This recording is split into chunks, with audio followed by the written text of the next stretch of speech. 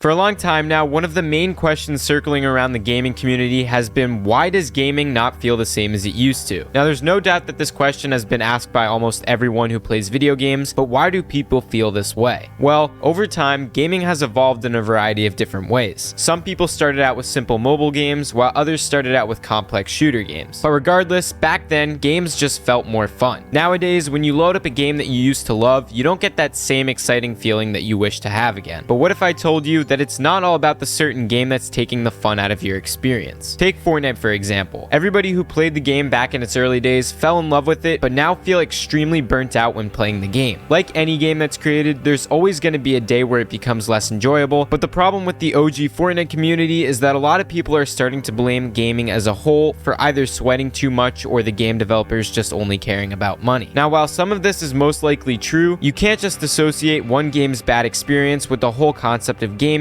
because now every other game that is similar to Fortnite, like Apex Legends, Valorant, and Warzone, are all being criticized. And when people start tearing games apart, the whole concept of gaming becomes destroyed. And this brings me to my next topic on how the games that you choose to play determine your opinion on gaming. Though it seems like it's an intuitive statement, a lot of people are only playing the same type of genre, like shooter games, and not including all aspects of gaming as a whole. Like I said in the example before, people who don't enjoy Fortnite anymore are typically circling through the same types of games like Apex, Valorant, and Warzone. And when you have a bias against one game, then pretty much the whole genre becomes less fun. Now, I get how some people can be upset with one game and then switch to another game that is similar to find some enjoyment, but you can't just play the same types of games and expect to feel a big change. The problem with gaming is that people aren't switching the types of games that they're playing. If you're fed up with a game, then you should switch to a completely different genre and give it a try. There's no reason to criticize gaming as a whole for one game that is not fun for you anymore. There are a variety of completely different games out there, and people just need to find them. Now, many people argue that it isn't necessarily the content of the game, but rather the community that is destroying it for everyone. And I can agree to some extent. A toxic community can destroy a game, and it has completely done that for a lot of games in the past. But there is a line that needs to be cut between ruling a game unplayable because of their community. Across all games that we've played in the past, almost every game has been criticized for their community. But players shouldn't quit a game just because the community is either filled with sweats or has an incredibly hostile environment. The fact of the matter is that every game one day will be filled with these types of people. It's impossible to remove a toxic community from a game. And while some people argue that there are games out there with a non-toxic community, they're probably wrong. Now, I totally get how a bad community can make a game less engaging, but there's no reason to quit a game just because their community is mean to you. And this brings me to my second point on gaming toxicity: sweats. Now, if you don't know what a gaming sweat is, it's basically a player who tries their hardest to win. Yeah, I know.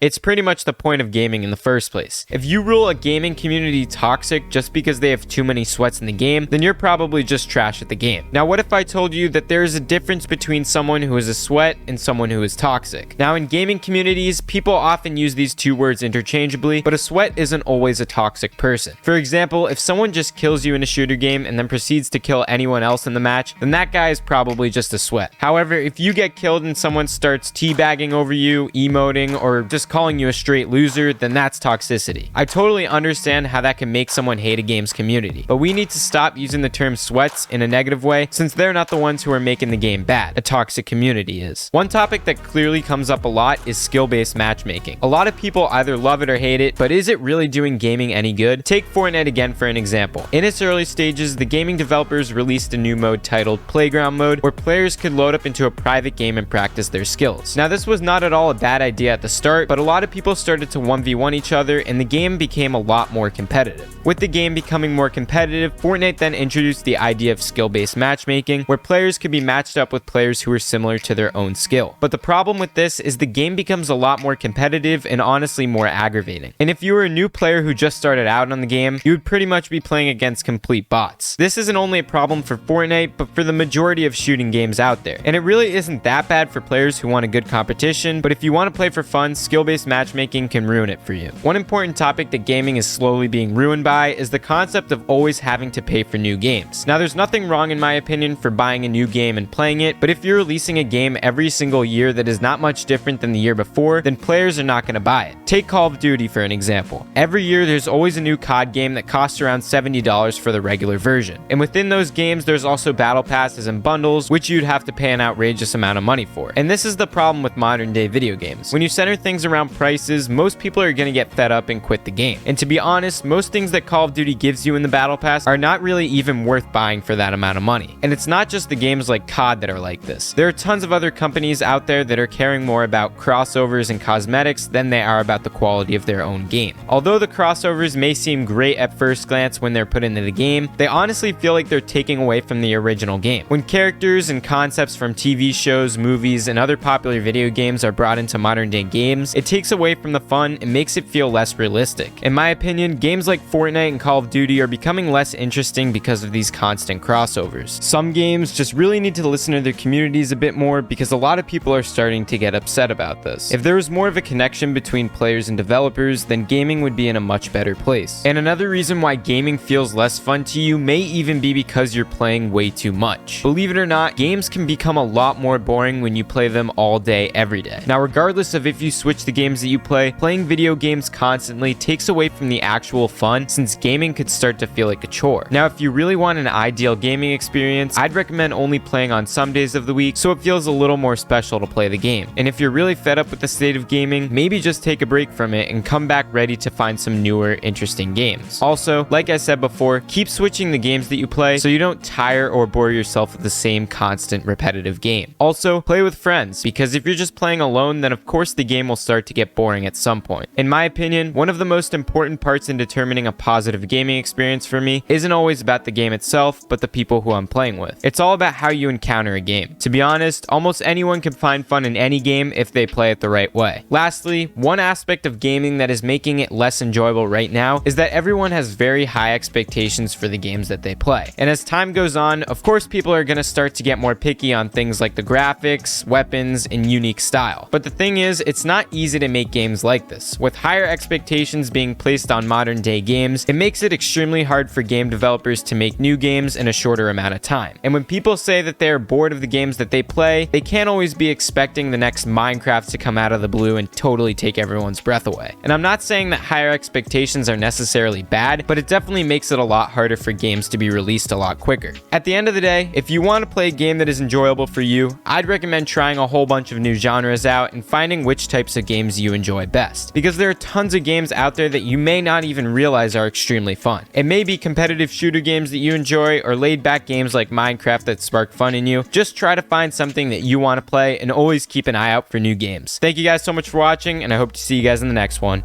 Peace.